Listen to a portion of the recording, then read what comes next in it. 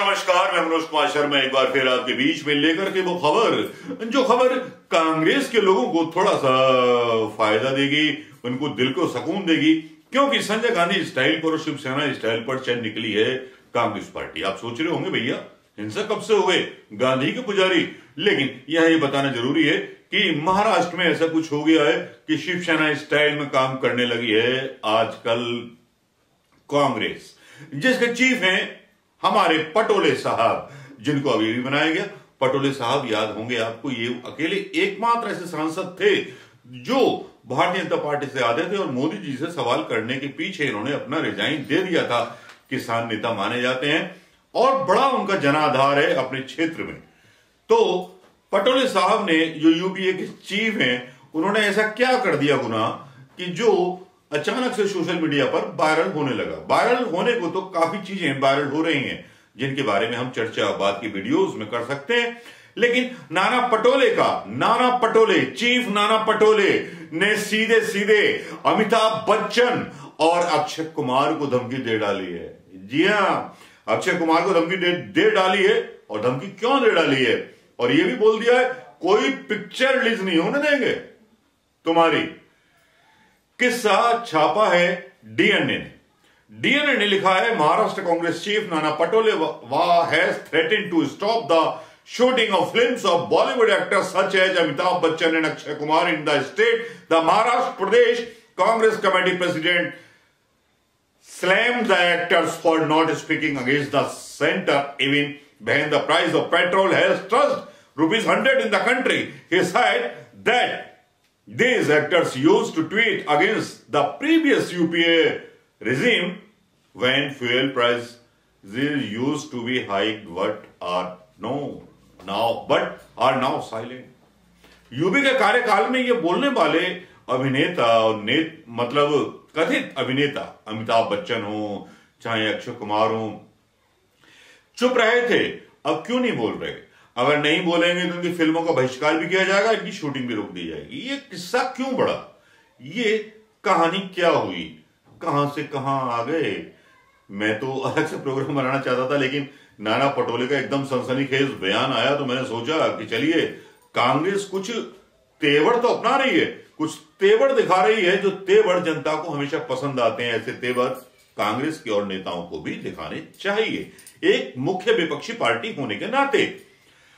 अब ये तेवर कहां से आए? ये तेवर आए एक क्विंट की रिपोर्ट से। क्विंट की रिपोर्ट में सवाल उठाए गए जिसमें काफी सारे लोगों के ट्वीट्स यहां डाले गए। अब इन ट्वीट्स में कौन कौन थे? इन ट्वीट्स में थे खिलाड़ी Kumar and his love for humour, जो अपने ह्यूमर के लिए जाने जाते हैं। खिलाड़ी कुमार कौन? अक्षय कुमार का ट्वीट आता है, अक्षय कुमार का फिर से ट्वीट आता है, अक्षय कुमार का ट्वीट आता है, guys I think it's time to clean up your voice skill and hit the crude as per source expected another petrol price hike. 5:11 शाम को ये उन्होंने ट्वीट डाला था, 27 फरवरी 2012। अक्षय कुमार का एक ट्वीट और आया था, couldn't even get to my house at night for all of Mumbai was queuing up for petrol before the price rocketed again। 12:39 PM दोपहर के बाद मई 16, 2011 को ये ट्वीट उन्होंने डाला था।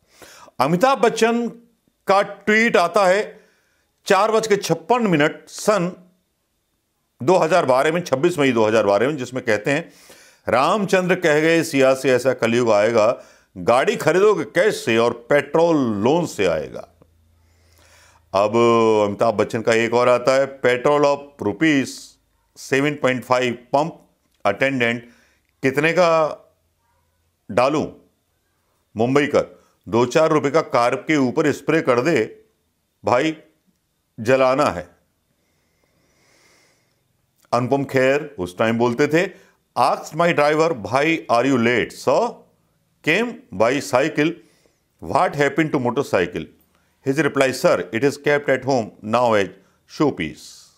विवेक अग्निहोत्री समेत पता नहीं कितने लोगों के ट्वीट आए जिसका खुलासा करते हैं और पत्रकार उनसे आज पूछ रहे हैं पेट्रोल हाइक्स पर, एलपीजी हाइक्स पर कि भैया हुआ क्या। अब थोड़ा सा विमर्श करते हैं इस बात पर कि नाना पटोले ने चेतावनी दी है तो शिवसेना भी शायद उनके साथ शामिल होगी, क्योंकि सहयोगी पार्टी है। और इस तरह का जो एक आक्रामक कदम है महाराष्ट्र के चीफ द्वारा, कितना सही है कितना गलत है।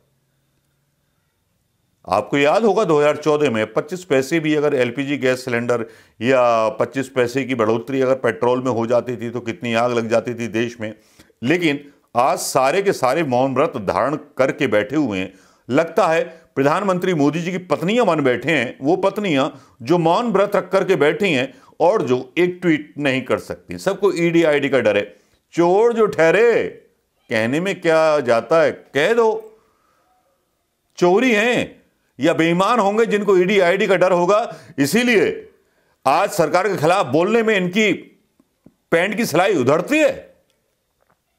कैसे देशभक्त हो, सरदारों के ऊपर फिल्म बनाते और सरदारों का और किसानों के बारे में एक भी ट्वीट नहीं डालते। ना अमिताभ बच्चन, ना अक्षय कुमार, ना वो लोग जो सिख कम्युनिटी की कमाई खाते हैं फिल्में बना बना करके। अक्षय कुमार हो चाहे कोई भी हो, राज दरबार पता नहीं पान पराका करता रहता है।